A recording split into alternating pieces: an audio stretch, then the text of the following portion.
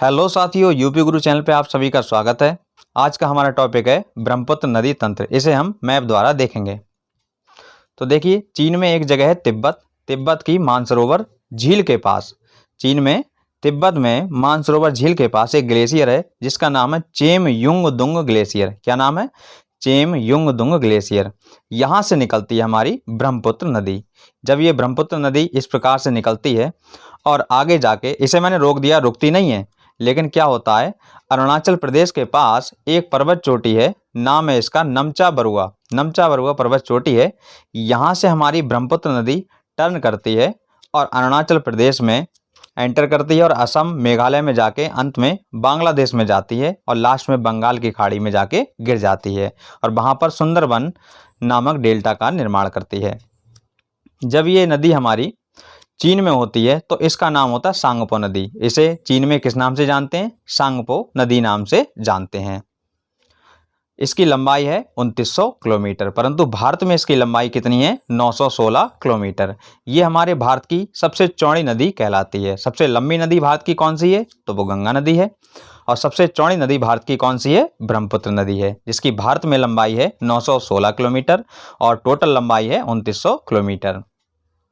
जब ये अरुणाचल प्रदेश में प्रवेश करती है तो इसका नाम हो जाता है दिहांग। किस नाम से जानते हैं इसे अरुणाचल प्रदेश में? दिहांग नदी के नाम से जानते हैं। और जब ये असम में एंटर करती है तो इसका नाम हो जाता है ब्रह्मपुत्र। क्या नाम हो जाता है? ब्रह्मपुत्र हो जाता है। उसके बाद जब ये बांग्लादेश में एंटर करती है तो इसका नाम हो जाता है जमुना नदी। तो देखिए, नदी एक ही है परंतु इसके अलग अलग जगह पर नाम अलग अलग हैं। चीन में इसे सांगपो नदी के नाम से जानते हैं, अरुणाचल प्रदेश में दिहांग नदी, असम में जाती है तो इसी का नाम ब्रह्मपुत्र नदी हो जाता है और बांग्लादेश में एंटर करती है तो इसी का नाम जमुना नदी हो जाता है। अब यहाँ पर मैप में थोड़ी कम जगह है इसकी सहायक नदियों को दिखाने के लिए, इसलिए हम मैप को थोड़ा सा बड़ा कर लेते हैं। इतनी स्थिति को यहाँ पर हम पढ़ चुके हैं। आगे हम बात करें इसकी सहायक नदियों की। तो देखिए, बाईं तरफ से एक नदी आके मिलती है जिसका नाम है इसका दिबांग नदी, या इसी नदी को शिकांग नदी भी कहते हैं। तो इसकी ये पहली सहायक नदी हो गई। क्या नाम है इसका? दिबांग या शिकांग नदी, जो कि हमारी मिसमी की पहाड़ियों से निकलती है। कौन सी पहाड़ियों से निकलती है? मिसमी की पहाड़ियों से निकलती है और ये हमारी दिहांग नदी अर्थात ब्रह्मपुत्र नदी में जाके मिल जाती है। अभी इसका नाम दिहांग है तो ये अरुणाचल प्रदेश में है, तो इसमें दिहांग नदी में जाके दिबांग और शिकांग नदी मिल जाती है। अगली सहायक नदी है लोहित नदी। ये भी बाईं ओर से निकलती है। कौन सी ओर से निकलती है? बाईं ओर से निकलती है और इसमें जाके मिलती है। और ये जो लोहित नदी है, जब हमारी ब्रह्मपुत्र नदी में जाके मिल जाती है तो ब्रह्मपुत्र की चौड़ाई बहुत अधिक हो जाती है।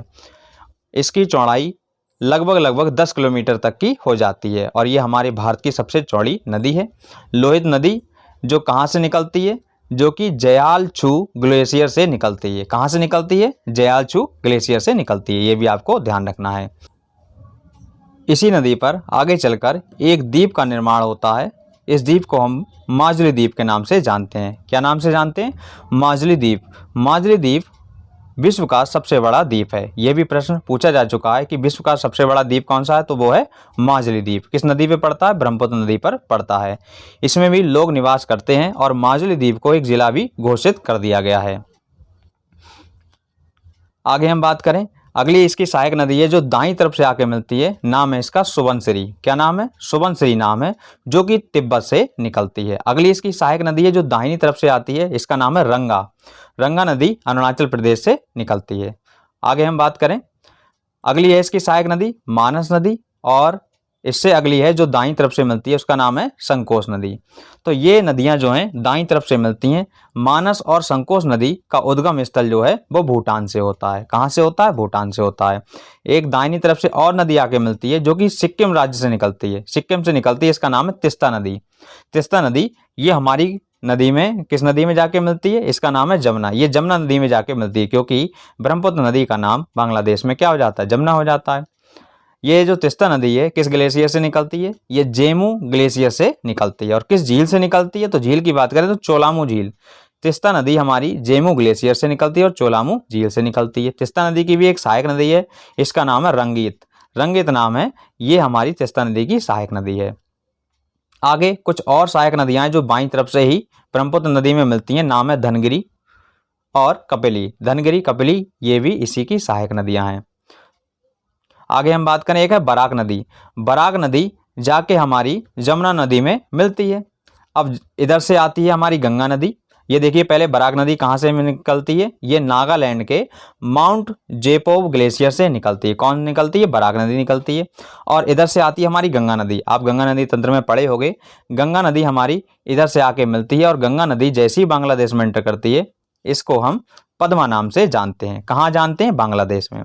तो ये पद्मा नदी और इधर से आके बराक नदी मिल गई और ब्रह्मपुत्र नदी जैसे ही बांग्लादेश में आई, इसका नाम क्या हो गया? जमुना नदी। जब ये सारी नदियों का संगम हो जाता है, उसके बाद जो हमारी ये जो नदी है वो बन जाती है मेघना नदी। क्या नाम हो जाता है इसका? मेघना नाम हो जाता है। और मेघना नदी लास्ट में जाके बंगाल की खाड़ी में गिरती है और वहां पर सुंदरबन डेल्टा का निर्माण करती है।